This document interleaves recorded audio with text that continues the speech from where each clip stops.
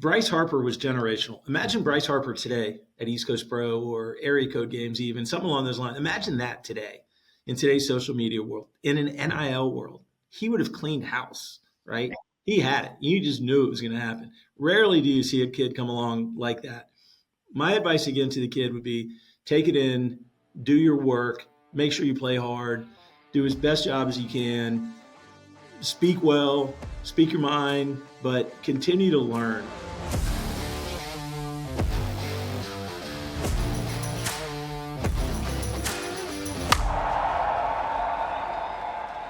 All right, guys, welcome back to another episode of the Advocate Podcast. I'm your host, Matt Hannaford, and this is the podcast that gives parents and players a behind-the-scenes look at the business of baseball. Now, today, we have a very special guest. This man is an expert who truly understands the intersection of sports, branding, and athlete marketing.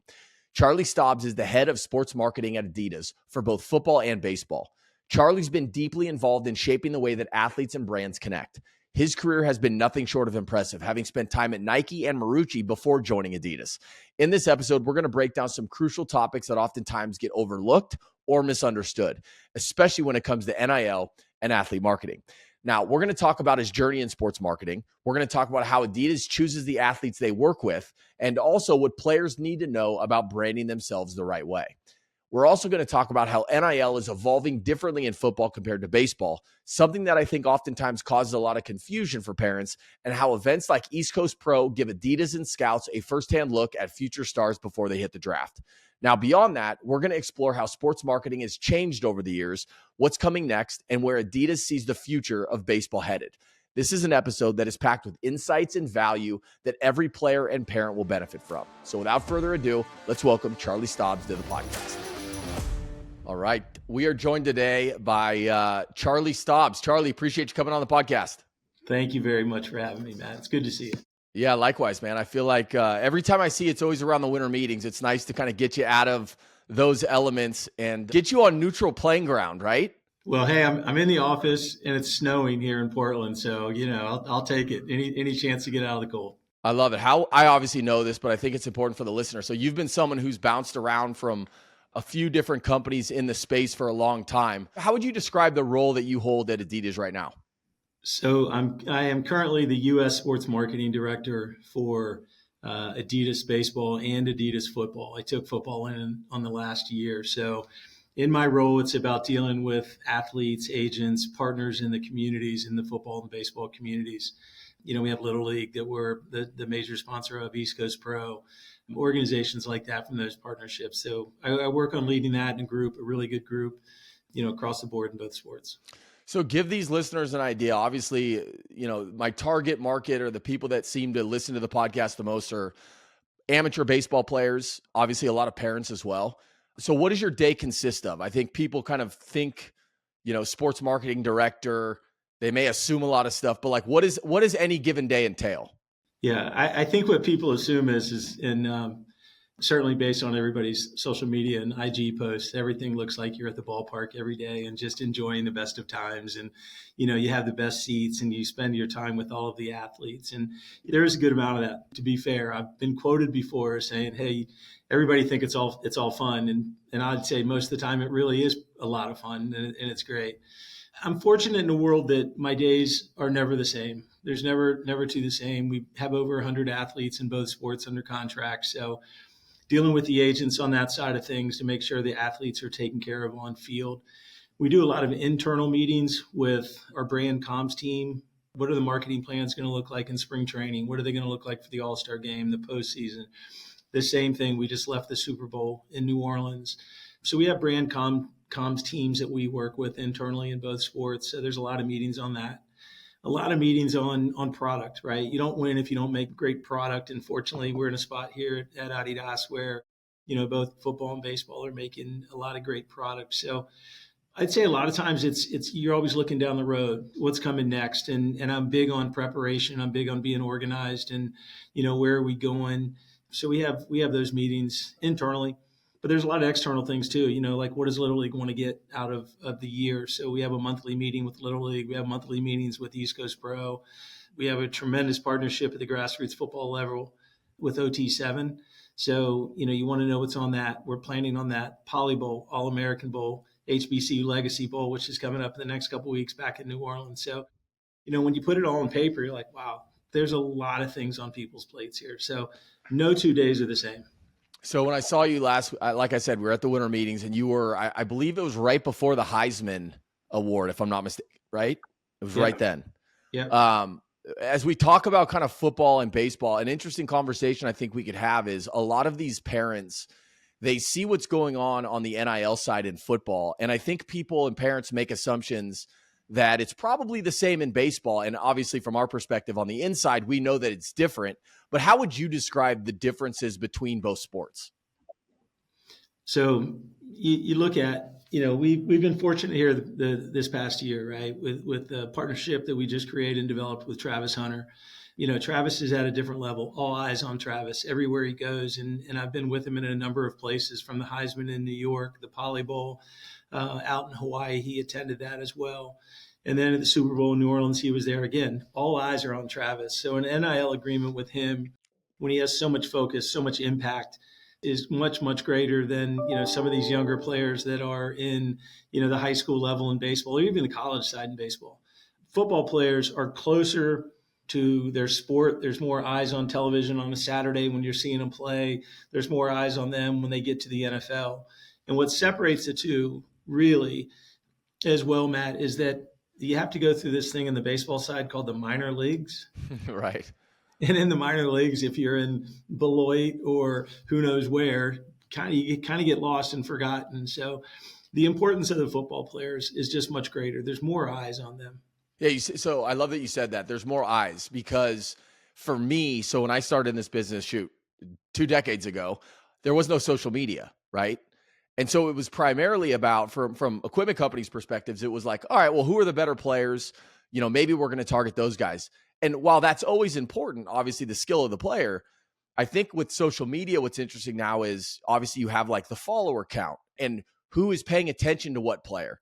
And so when parents and players think about football, number one, their schedules are vastly different too, right? So you have a guy like Travis Hunter, he plays once a week, where in baseball, you're playing every day, right? So if you go back years ago, I could see there maybe being some value having a guy who's playing on TV every single day. But if the eyeballs from a television or a social media perspective don't reward that, right, then I could see how an equipment company may say, well, look, to be honest with you, Travis Hunter, and I don't know how many followers he has on social media, but let's just say he's got 10 million, right? Those eyeballs are a lot more valuable than this baseball player who may have 10,000, even though that guy's playing every single day. Yep. So one of the parts on that NIL front, and the same thing with all the pro players, is you're not just trying to sell. So keep in mind, football shoes and baseball shoes, you don't wear to high school. Right. First and foremost. So parents, as you're listening, your kid might be a football player and a baseball player. We're selling those to the high school kids, which total about 1.5 million participants. But you're trying to get the hundreds of millions of kids that when they go to school to wear something from Adidas. So Travis Hunter wearing a pair of Sambas or wearing a pair of Superstars or wear a pair of Gazelles, when you see his social media, we want the kid to go buy that so he can wear that to school. So the influence of these athletes, when you have somebody that has all eyes on them, it's not just on field. Today in this social media world that you're talking about, it's off field as well. What's their outfit? What do they look like? What are they wearing? Are they wearing, a velour tracksuit from Adidas? Are they wearing the Zone hoodie from Adidas? So it's those things that now when you want more eyes on them, so the social media part is absolutely critical. There's a lot of big league players that don't have 100,000 IG followers. Right. A lot of them on the baseball front, which you have to take that into account when you're signing these athletes. Well, in Major League Baseball, I've always said this, you can look at kind of the highest follower count for any baseball player, and, Shohei Ohtani, but one example, right? Shohei Ohtani, I don't know what his total follower count now, but if you look at basketball or football, those individual athletes, oftentimes, a lot of them have more followers than the actual league Instagram account does. But in baseball, it's almost the reverse. It's like MLB has more followers than a lot of the individual players. And so that's where I feel like there's obviously there's a problem there, but there's also a really big opportunity. And so, when you talk about off the field stuff, if you were telling a 15-year-old kid, right, if I was in your shoes, Charlie, here, I'll just say this. If I was in your shoes, I would say, I want someone who's authentic. I want someone, and by the way, I know you've referred to it a couple times as Adidas. I would want someone to wear Adidas because they love the brand, not because the brand is saying, okay, I guess we'll do a deal with you, right? You want it to be organic and authentic. Yeah, you want kids that come from the three stripes, right? You want to be a part of their development. You want to get to them when they're younger. You want to try to be, their first cleat that they wore, whether it's on the football field or on the baseball field. You want to start with them there as much as you can. And that's a part that sometimes is beyond our control. It sits over on the product team or the sales team. Because what does your presentation look like at retail? If it's not there, they can't get it. One of the conversations I've had with our college football partners is that I don't want a kid showing up here on your football field and having his first Adidas experience with you. I want to take care of that. I want him to show up and learn the playbook and play and win a national championship. So for us, trying to get them younger, how much product can we get in the marketplace with these kids at these events? And I think that's a part that we've been really good at. We're great at the event side. We're great at those youth partnership sides, at that high school level. And again, like Little League, there's 20 teams that play in Williamsport. 10 from the U.S., 10 outside of the U.S. Some of those kids, it may be their first opportunity and access to Adidas. So the more that you can get to that, just from a product standpoint, it doesn't even have to be a contract or anything along those lines. It's just getting product placed and getting it out there. So I challenge my team at the end of the event when there's product left over. What are we going to do with it? Let's make donations in certain areas to help people out and help fund, especially when you look at like California, tragic fires in California. What are those leagues going to do? Let alone people's homes, right? And let's keep it in perspective. What's in there? But I think a lot of times sports can be that outlet. And if we can help, we've made some of those donations and those charity things from events that we had left over. But in the big picture, you don't want to create a deal in an environment and sign a contract with a kid if he hasn't really ever worn the product.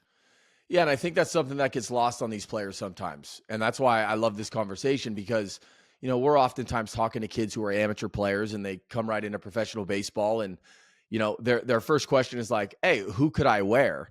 And we always start with, well, forget about that question. Assume that everybody had interest. Who do you want to wear? Like, what is that brand that you identify with? Yeah. So not to cut you off, but here's one of the things I always say is whatever got you here in baseball as a first rounder. And I hear from agents every year, well, he wants to try. And I'm like, why would he want to try when he just went 7th in the draft? I wouldn't change anything. And there's a couple players that I've worked with and spoken to that we didn't eventually sign. They stayed where they were. And I either text them or I see them at spring training. I always say, hey, man, keep doing what you're doing, right? I wouldn't change a thing. I would keep doing what you're doing and have success. I'll see you in the big leagues or I'll see you at the Futures game, something like that. I'll see you in an all-star game. I think sometimes people start looking for marketing opportunities that you really should be focused on the weight room. You should be working on taking ground balls. You should spend more time in the cage and other things like that than trying to just flip and become a marketing guru. Sometimes it just doesn't make sense. Yeah. And, I like to push back on kids oftentimes too, because I think the goal, it's pretty straightforward, right? The goal is to be as successful as possible on the baseball field, to be the best version of yourself.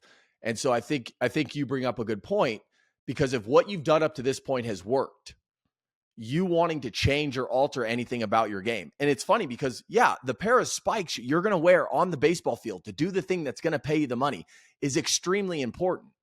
So don't just casually approach that and say, oh, I could wear any brand. It doesn't matter. No, it really does. Are you making it as an important opportunity as it should be, for your future? And the thing that I do like, Charlie, that you've always referred to these deals as is a partnership, right? A lot of these players don't think that way. They think, oh, you're going to pay me to wear your stuff. And it's like, no, the brand is looking for a partner who is like-minded, who wants to, and that is the thing that I think everybody does need to understand. This not only is a partnership, but it's something that you're going to wear and people are going to identify you in connection with this brand, right? So when you have a player who gets popped for drugs, that brand is affected, right? You don't have to remind me of that one, Matt. I've been there. I've been there a number of times. So you don't have to remind me of that one. And those are hard ones. Those are hard ones, right? And I think that's where, as you reference the partnership, when someone says, "Hey, can you make a deal for my guy?" And it's part of the reason why we have 60 meetings at the winter meetings, MLB winter meetings, over the course of 3 or 4 days, because we want to share what the strategy is. I don't want deals. We don't want deals. We want partnerships. We want people that are involved and want to grow with us. And we're going to do a photo shoot tomorrow in Arizona, right? Hopefully, or excuse me, 2 days from now. Hopefully, we can get out of the snowpack here in Portland. But we're going to do it. It's not just one or two top guys. There's 7, 8, 9, 10 athletes in this, and some of them, most of the list. I'd say the listeners are as good. Your listeners are really good, so they'll know. But there's some young superstars in the making that are going to be a part of that. And as you know, we didn't always do that. We picked the top guy in the big leagues that was the all-star, and we did a lot of things with them. And the breadth of our portfolio of athletes is really good. We could create a minor league all-star team right now. They might all be, shortstops and center fielders and so forth. They could figure that out athletically, but the partnership is that. Right? We see you as a future all-star. We see you as a big leaguer. Let us go with you. To one point on being the partner is we started foot scanning our athletes a number of years ago. So everyone that comes to the photo shoot, and either before that or at the photo shoot, we foot scan them now. We didn't do it in the past. That was my mistake. Okay. And we all want to learn from our mistake. But as a partner, we want to foot scan you to see what's going on your feet. Is there anything that we need to modify? And we change. We have a number of big leaguers that we do it for, to make sure that in this partnership, you're comfortable. Back to the on-field performance, the comfort. I don't want someone having to worry about their product. I want guys that just want to get in, take their BP, put in their work, put in the extra work, whatever it takes, and be successful. And I think that's part of that partnership, that what can we help bring to the table for you as an agent that you can sell to the guy? Like, hey, if you sign at Adidas, Charlie and his team are going to take care of you. Part of that is going to be a foot scan. Part of it might be a PE. Part of it might be just inline product or more product. Who knows what it is. But we're trying to get some of these guys involved in our photo shoot. You probably, I'm sure you saw the post 2 weeks ago about Ethan Holiday, our first high school NIL athlete, younger brother of Jackson, son of Matt, grandson of Tom, the whole thing. And we're getting younger, and we're trying to do things to evolve what these partnerships truly look like. Charlie, what are your thoughts on the position of the player? Like, do you guys find more value in certain positions? Do you allocate certain deals to certain positions? How does that work? Yeah, so I'd start with no two deals are the same. They just never are. It depends on the athlete, depends on back to social media, depends on how marketable, depends on the market. Are we going to sign a guy that's going to lead the league in stolen bases? Right. And from history, those are guys that we're looking for, guys that can run, guys that get after it. When you look back at youth baseball, if you took some of these rankings that are out there, most of the players are shortstops, right? Most of the players are big hitting center fielders. Now there's big hitting first basemen and third basemen in here, but most of the best athletes started at shortstop. If you look at the international side of things, in the international draft that happens in January, most of the players are shortstops or center fielders.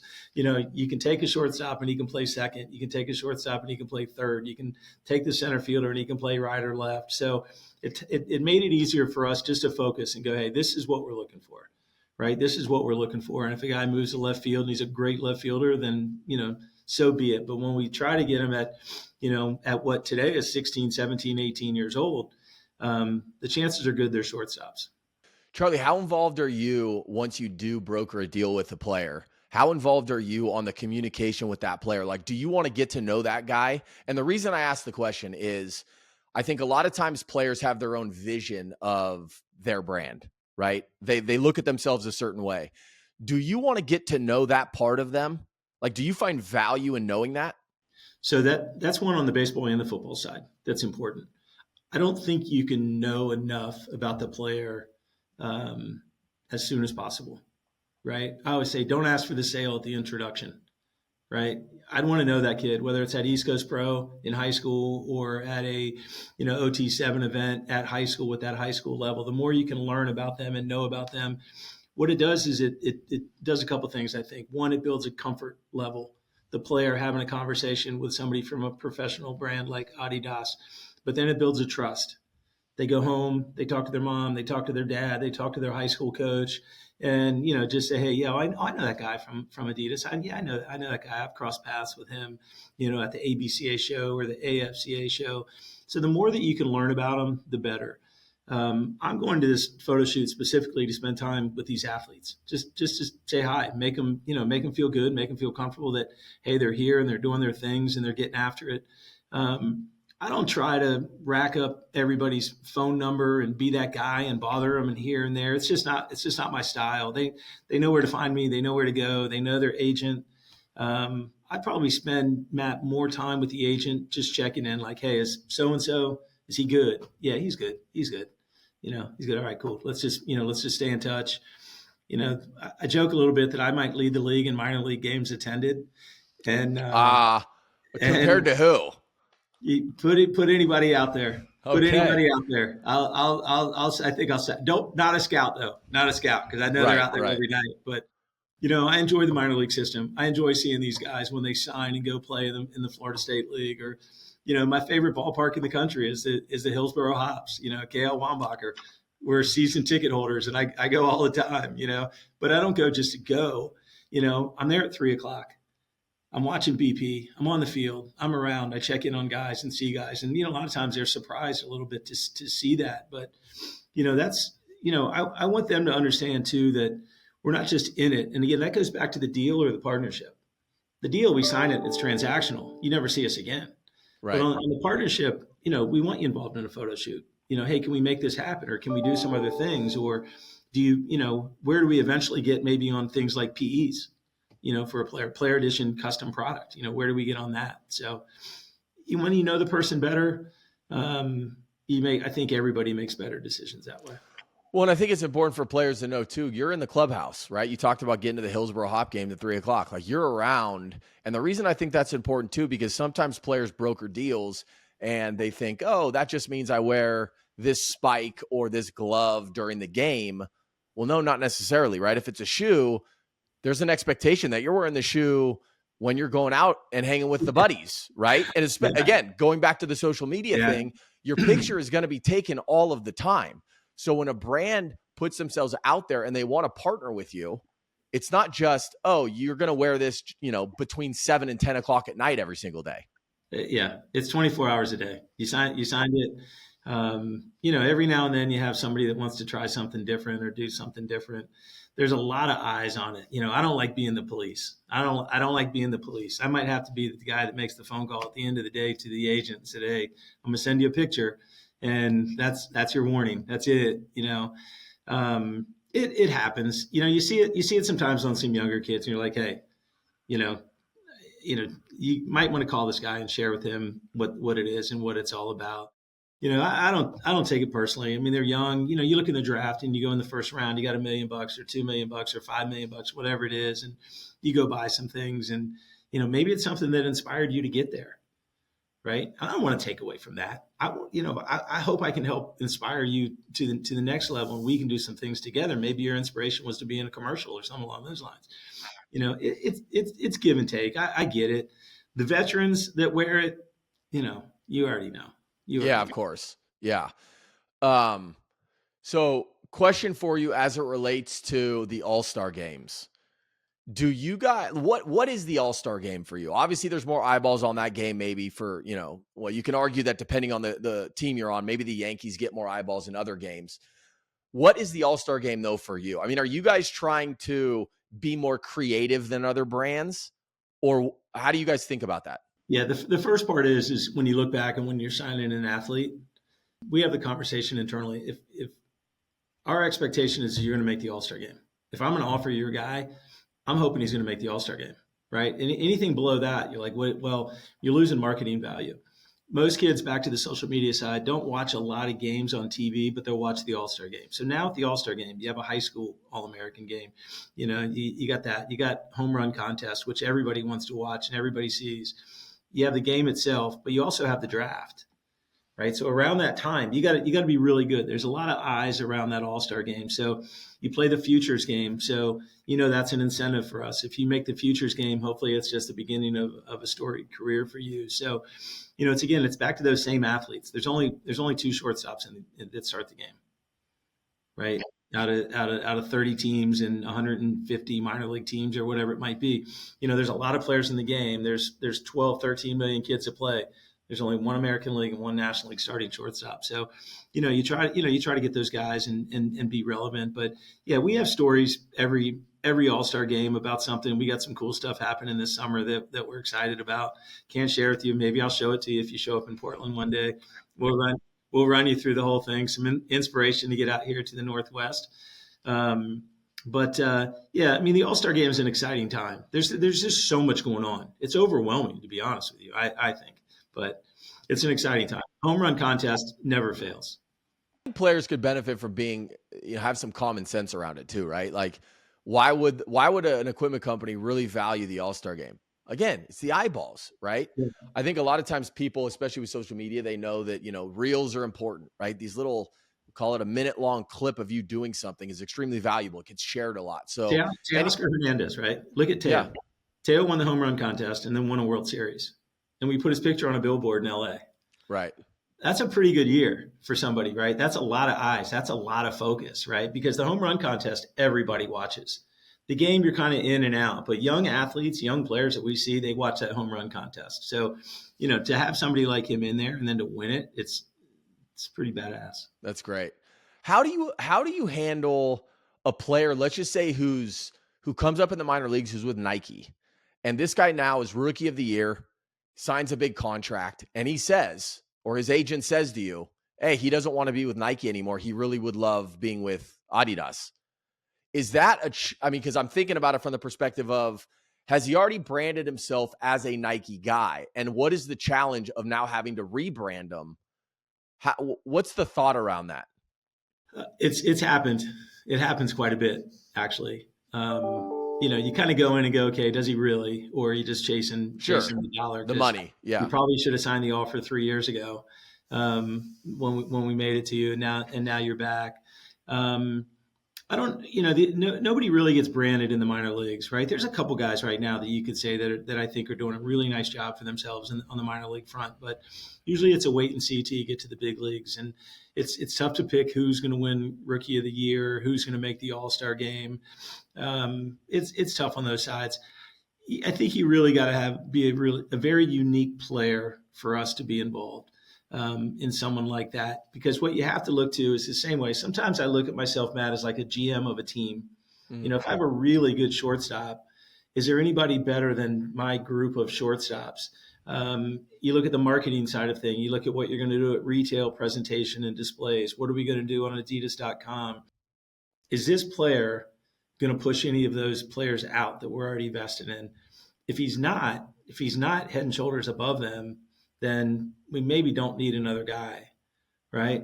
There's very few players that go shoot past everybody, if you know what I mean. Right. But we do a photo shoot every year, like we're going to do on Saturday. We have a photo shoot, so we're going to try to build more content because we got a lot of really good young guys that are going to come up to the big leagues this year, and you don't know who's going to take off. But we want to be prepared for that.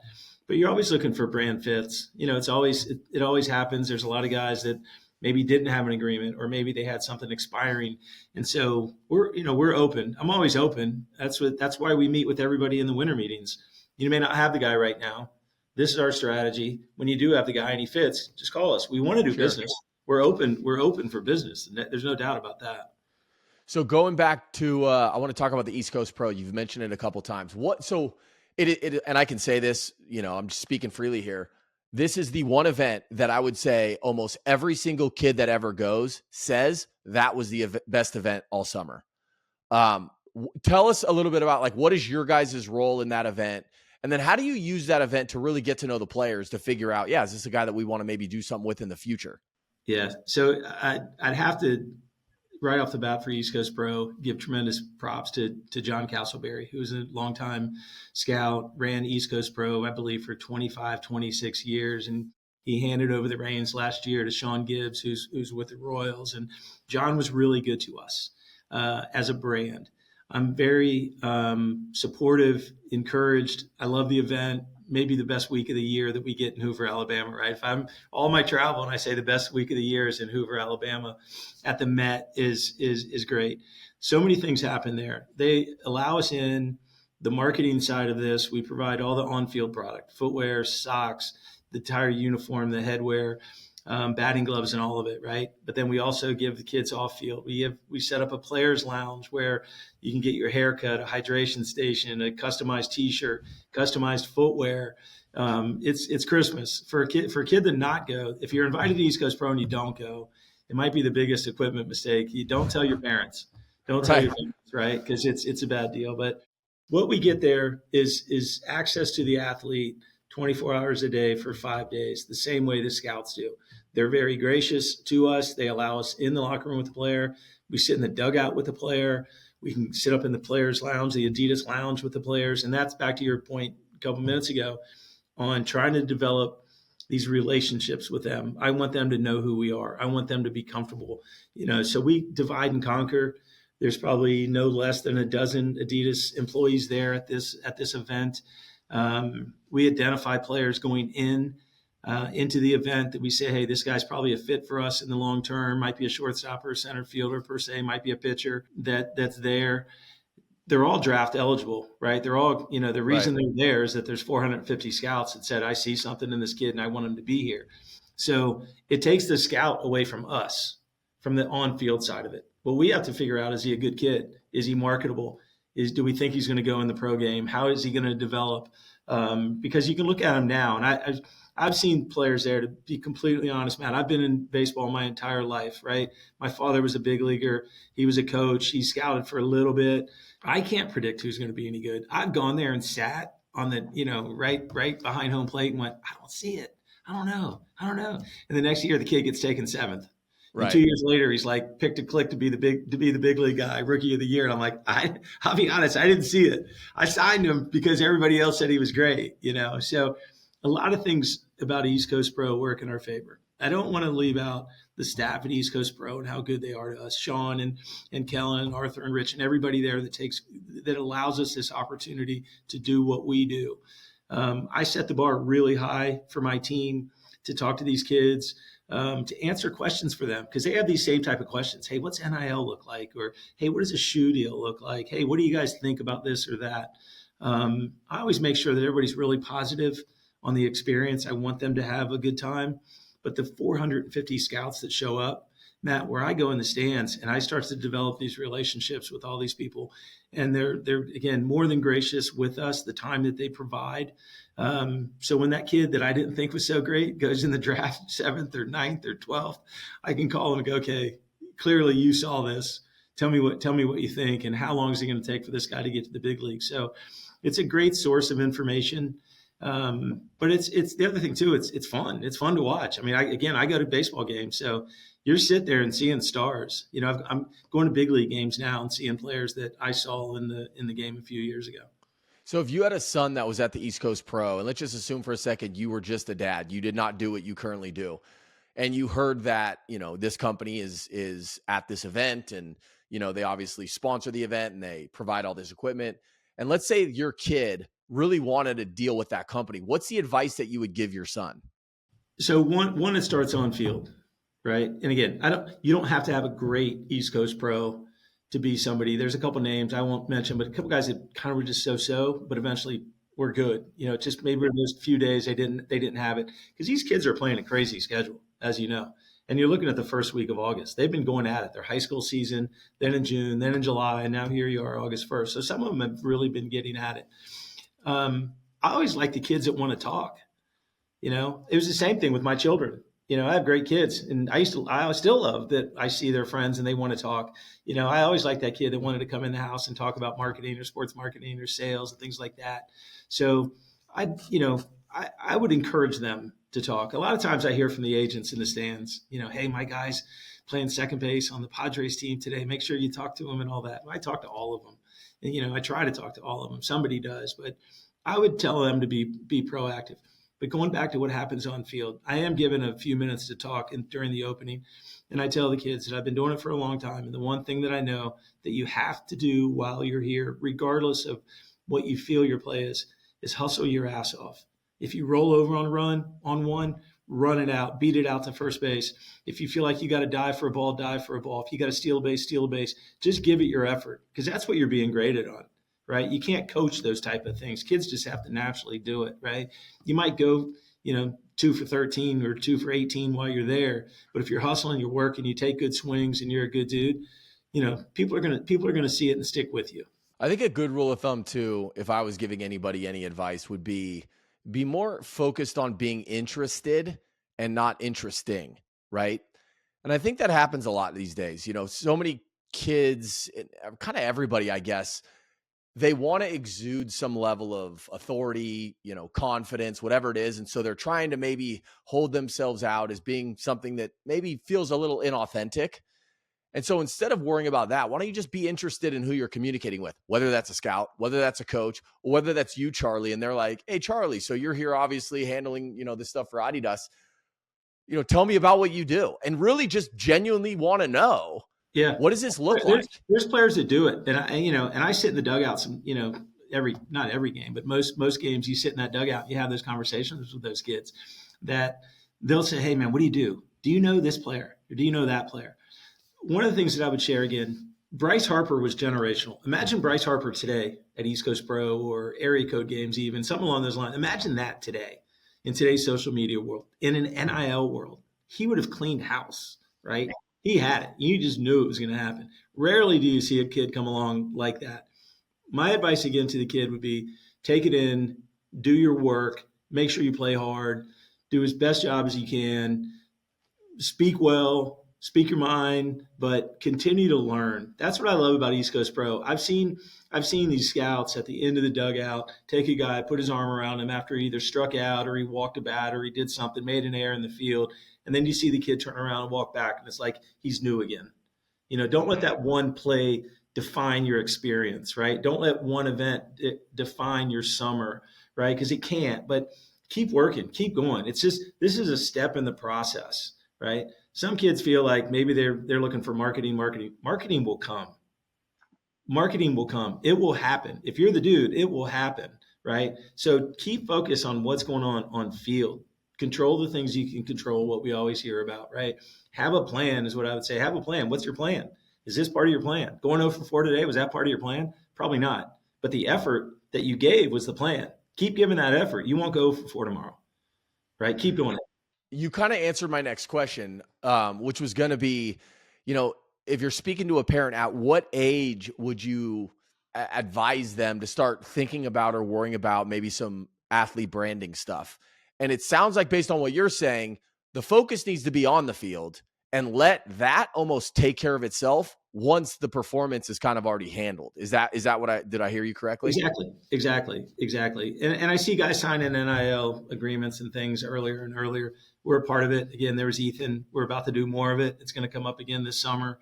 And we'll be a little bit more aggressive, but with 12 million kids playing, and if you sign 4 or 5, my math's pretty good, Matt, but I don't know what that percentage is. It's really pretty limited.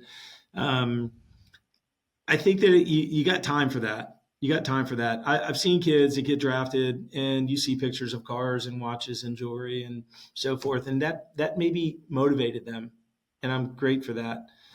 I like to see those kids that are in the batting cage. I like to see those kids in the weight room. I like to see those kids running sprints. I think that's where the focus is. And if you're trying to market yourself before you're really, the dude in the big leagues, or you made a futures game, just give yourself a futures game, or made your debut, then I'd probably, it's not, I don't know if it's really our brand. We signed a young man 2 years ago. He's really good. And it seems like every day I see something on this kid but it's just him just raking. I'm like, God, that's what I like to see. That's what I think we like to see. I love it. Talk a little bit about the trends that you've seen in baseball specifically as far as the marketing goes. Is there anything that kind of stands out as this is maybe where you see things headed? Well, I think it's just evolution of everything, right? It's evolution of social media, and everybody wants to be a social media star. there's a lot more influencers in the game that aren't in the game or didn't play the game. Interesting. Right? There's people that are influencing, they think they're influencing, whether it's a purchase of a product and they're not really in the game. They are, but they're not kind of doing it. The influencer side of things, I think in our case, what we're trying to bring across is the authenticity of this is a good young player, a great young player, and he could be the first pick. In Ethan's case, he could be top five pick. Some of the minor league guys that we're going to shoot on Saturday they're legit. They're future big leaguers. And so there's like a marketing side of this of influence of people that, maybe they're doing evaluations of certain things. And I think it's great. And don't get me wrong. I'm not down on them. You ask what's different. That's what's different. I think there's a tremendous amount of influence on summer travel teams and with people that didn't come from the game or maybe didn't play the game or coach the game, but now all of a sudden they're running this travel organization and they think they know what's right for the player. And I think a lot of times from my heart, I hope and think that they are doing the right things for these young athletes. That's just different. I'm not saying it's right or it's wrong. It's just different. In my era, your high school baseball coach had immense influence. And on a sad note, my high school baseball coach, Larry Altier, Riverview High School in Sarasota, 2-time state champion, just passed away a month ago, right? One of the most immense influences in my entire life, right? What that man taught us on field dealt with life lessons. And I don't want people to get away from that. And, that's a part of influence where, I hope that stays in the game. That's what I love about East Coast Pro, because I can see, again, the scout putting his arm around a kid, and he turns around, he's like a new man coming after it. Again, the marketing side of it is getting younger. But then you look at like Shohei, and you look at Bryce Harper, you look at Mike Trout, guys that have shoe contracts with their names on the shoe, and it's at retail. So same thing that happened on players years ago when Griffey had his, and A-Rod had one for a little bit. I think Jeter had a Jordan shoe for a little bit. Some of that won't ever go away. It's not as easy to do in baseball because you just don't know how the game's going to go. You see people getting away from catchers. Catchers were a big deal at one point in time. Batting glove guys today are a big deal. That's a big deal. When guys were wearing those fighting necklaces, that was a big deal. A couple of years ago, big eyeglasses were a big deal. There's always a shiny toy that's coming in there. And I've said this a number of times. It didn't matter where you went to college or when you went to college, where you went to business school. One thing wasn't going to change was the law of supply and demand. And so if you had it and it was cool and nobody else could get it, it was really cool. So that continues to live, I think, across the board. Events, you can only play in so many. Nothing speaks like success. Nothing speaks like the first round.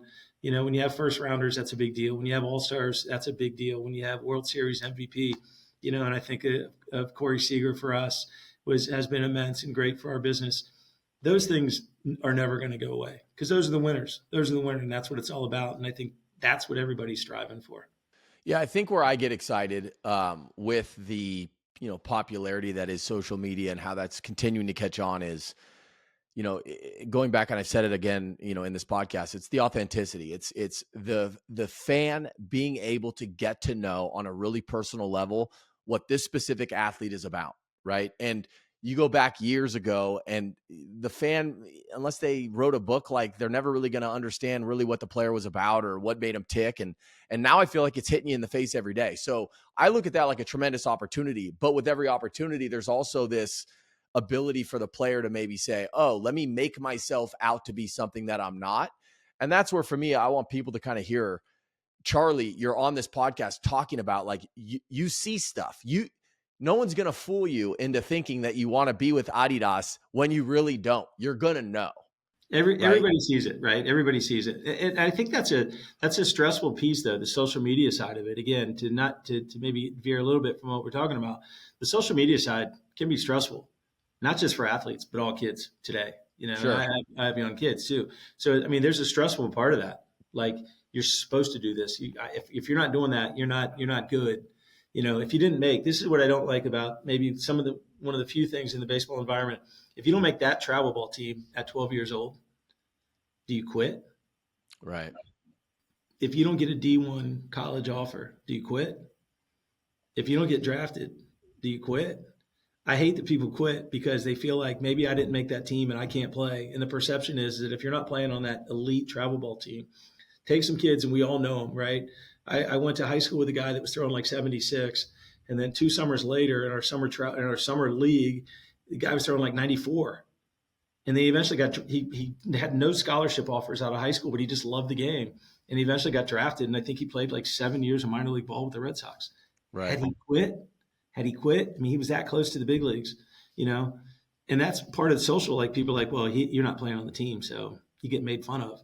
Back in the day, you could deal with it. But today it's all on social media, right? It all gets captured. People are talking like, hey, you have to be on this team. You have to play in this event or that event to be successful.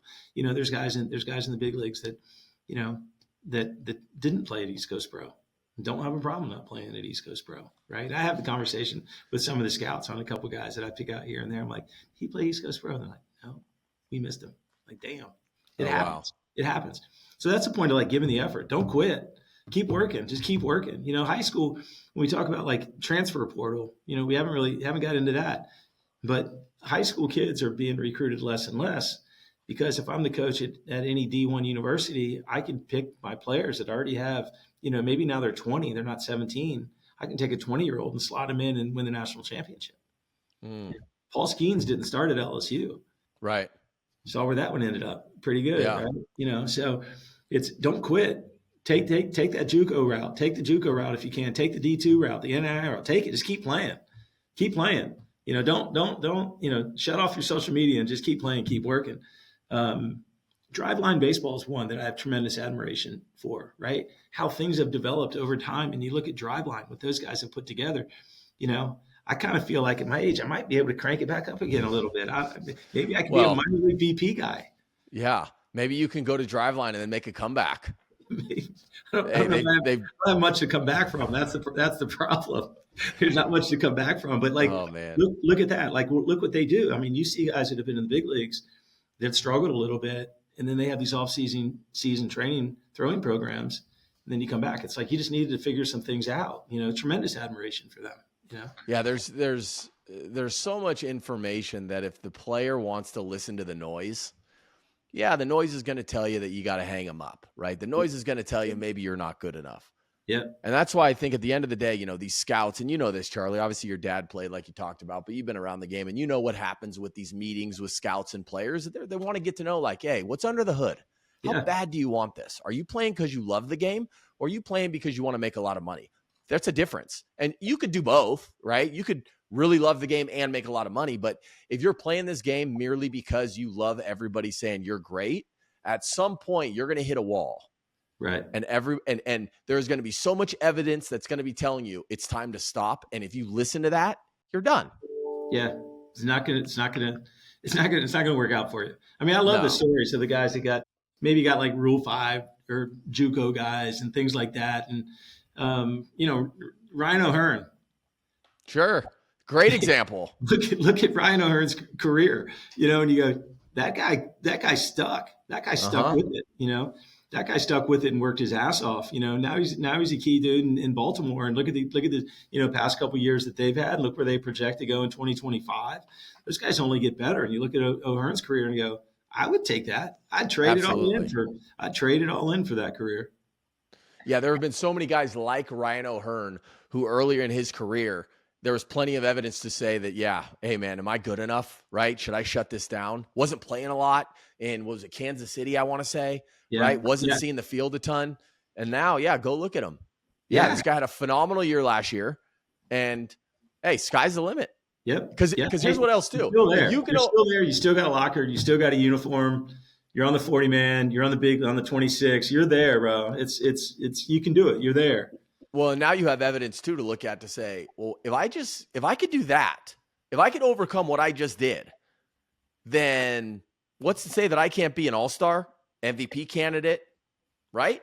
Exactly. That's the journey to this that I wish the game was better at maybe 12 and 13 years old to keep these kids playing, right? To give them an opportunity to play. The high school kid that maybe didn't make it, that did take the JUCO route. Maybe it wasn't the major JUCO, but he kept playing, right? He kept playing and had that. Or the guy that came in and got one summer and then got let go, got released, and, figures out, well, man, I'm still fit. I'm still, 2 years ago, I had a great year. I was good to go. Don't quit, man. Cause once you do, and somebody takes that uniform from you, it's hard to get back. It's hard to get back. Well, Charlie, I love your perspective. I mean, you're somebody who sees the game not only in the big leagues, but you watch it. Obviously, you mentioned Little League, East Coast Pro, travel baseball. It's been an honor having you on, man. I would love to have you on again. We'll figure out another time to do it, and we'll dive deeper into some other stuff. But I'm sure, I oftentimes get a series of questions afterwards. So if I get some of these families or players that shoot me some questions, I'll send them your way. Yeah. Hey, and if people want to introduce themselves on the journey at places like East Coast Pro or Little League and the other, I'm all, if I can do anything, Matt, it's talk. I love it. Hey, it's funny. Every time in the winter meetings, it's like, I think your meeting is probably the longest one we ever have. It's great. I love it. Well, keep setting them up. Keep working Brian. Get Brian to work a little bit. I love it. Well, Charlie, no, I appreciate your time, man. This has been phenomenal. Everybody, I will link Charlie's Instagram account to the podcast. If you have any questions, you can message me or him. But Charlie, I appreciate it, man. Yeah, thanks so much. I appreciate your time. My pleasure, brother.